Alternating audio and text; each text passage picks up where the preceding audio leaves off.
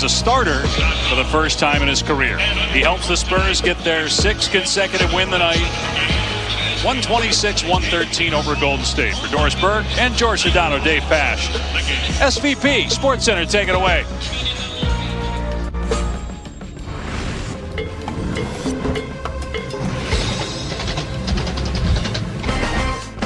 Hi there, welcome. It's SportsCenter from the nation's capital. I'm Scott Van Pelt. Pack 60 coming. A visit with Michael Malone to break down the first half of the NBA season. Gino Auriemma joins the program, his squad rolling. Speaking of rolling, the Seahawks get absolutely wrecked in their Super Bowl parade in Seattle, cussing at everybody. That's fine.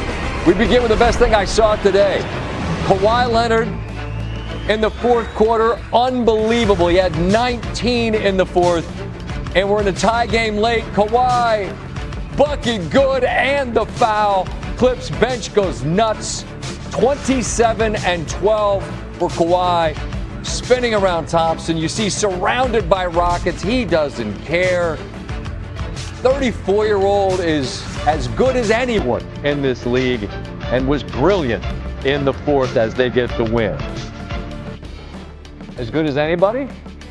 There they are. The wagon. Where is it? There. I get thrown off because the feet move, but then the feet stop moving. It's fine. OKC visiting Valley of the Sun. Early on, we're tied at 12 off the miss. Isaiah Hartenstein doing what he does. Dirty work. Give me the rebound. Where's Chet? Chet, the all-star, cutting to the bucket. And Jalen Williams down the lane with the scoop. He had 9 in the first half. Second quarter, Thunder cruising. They do that a lot. Up 19. Isaiah Joe didn't miss from 3 in the first. He had 15 first half points. And Oklahoma City is up 23 at the half on the road. Jalen Williams behind the back mid-range game. You can take those two with you. Next Thunder possession. Hartenstein. Reverse 5-hole. Fancy assist. They're up more than 30. Williams. Season high 28, did head to the locker room later in the quarter with an apparent leg injury, or maybe they were just up by $1 million. They didn't need him. Thunder win big again. Spurs rolled on Tuesday in Los Angeles looking for their 5th consecutive victory. Wembanyama was unbelievable in LA. We have 37 in the first half. Steph Curry out in this one.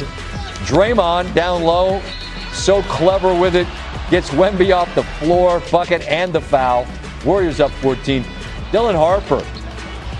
Speaking of clever, well done there. Spurs down 7. We now move late third. It's just a 2-point lead up top. Harrison Barnes to Keldon Johnson. Spurs within 2. De'Aaron Fox. Next possession as the clock and quarter wind down. Brand new ball game tied at 94 heading into the last dozen. Early fourth, it's Wembanyama to Barnes. Patient. Takes it to the rim, and the Spurs lead by 2. Fox will drive. We haven't showed a Wemby bucket yet. Let's fix that. All right. Spurs now up 5. Wembanyama.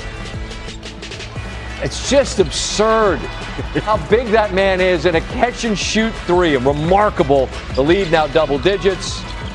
Final minute.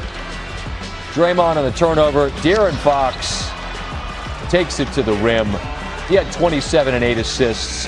And the Spurs win this one by 13.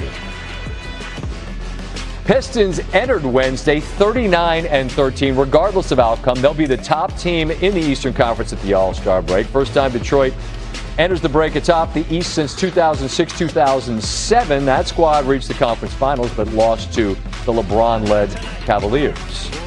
Pistons early on leading 10-6. Had that skirmish with the Hornets the other day. Just no beef in this one. Pistons leading by 10 after the first quarter. Second quarter, Cade Cunningham, former number 1 pick like Wembanyama. And he catches and shoots and sinks that. We're going to leave that spot on the floor because same spot, same result. And then leave it on there again. Cunningham feeling it. 3 threes in a row as the Pistons lead grows, and it's 15 at the half. Early third, same score. Cunningham stops on a dime. and pushes the lead to 18. Under 5 to go on the third. Jamal Shedd's pass deflected by Reed. Cunningham, Tobias. Cunningham at 28, 7 boards, 9 assists, and the Pistons win by 18. Knicks facing the Sixers in both teams' final game before the All-Star break. Joel Embiid out managing the knee issues that have plagued him of late. Josh Hart, Mikal Bridges, Knicks up by a dozen. Hart, Bridges in transition. Bridges at 22. Knicks lead by 13 after 1. Karl-Anthony Towns, Jose Alvarado, new guy. Catch and shoot 3. That's good. Knicks up big. Off the miss, Mitchell Robinson will grab the offensive rebound. Jalen Brunson ends up with a catch and shoot 3. 24 first half assists for the Knicks. Most since 97-98. Knicks led by 30 at the half, 72-42. Knicks continuing to cruise. Bridges, Karl-Anthony Towns down the lane, plus the foul on Tyrese Maxey. Philly, no pushback in this one. Off the turnover, Alvarado ends up with it in the corner. He hits the 3 at a team high 26, 8 threes, 5 steals. Energy guys in town. And the Knicks win it by 49. Largest win in Knicks history against the 76ers. Remember, they had the largest win in their history against the Nets not long ago. 480 all-time meetings between these rivals from New York and Philly. It goes all the way back to 1949. The largest win had been 48 on a couple of occasions. They were 93, 94, 72, 73. The reason those are significant is that both of those seasons ended with New York making trips to the finals. You take the defense because the group chat was popping because how consecutively he was scoring, but it was not what you do, it was how you do it. So as we roll to the tape right here, Victor Wembanyama is a cheat code because he can get the rebound and go. He's operating truly like a guard. And what do? You wall up. You have 2 players here, Ravy and Kennard, that are going to try to stop him, but he's also slender, man. So he slips through, and like I said, it only takes 3 steps for him to get to the rim. The double team's going to come on this possession, which is smart on the baseline. There's Bron. He's going to not force it. He could. He could shoot over both these players. Instead, he finds, ball rotation. The ball comes back to him. Pass up a good shot to get a great shot. This man is shooting 37% from 3. This is wild. He's knocking it down like he is Steph Curry when he's in the flow. And how good was he when it comes to minutes? It's wild. Fewest minutes played in a 40-point game. That is Victor. Not up here?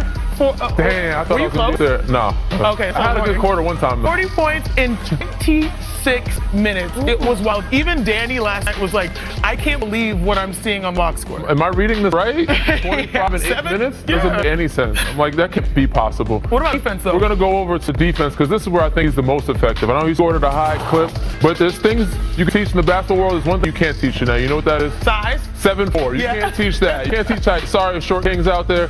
But he can cover ground from anywhere on the floor. He can guard 1, he can guard 2, he can guard multiple people. Takes away the floater. He's looking about. Takes away the pass. Takes away the lob. Size matters. Length matters. He can get deflections anywhere on the court. He can recover so quickly. On the second clip, same thing. Look where he's at. Look how far he's off Jackson Hayes. He can guard Jackson Hayes and get out to a shooter if he needs to. Pick and roll, pick pop, whatever he's covering. I think they're going to swing here. He's in the paint from right here. Look how much ground he covers. Rui gets 2 dribble pull up. Look at this length right here. Side, hand, big hand. Rui can't see the rim because he's 7'4" with an 8-foot wingspan. He can cover a lot of ground, and that's what makes him so impactful defensively. And you can see the difference of him on and off the court. 39.9%, lowest in the NBA. And when he's off the court, the 6th highest in the NBA, 48.8%.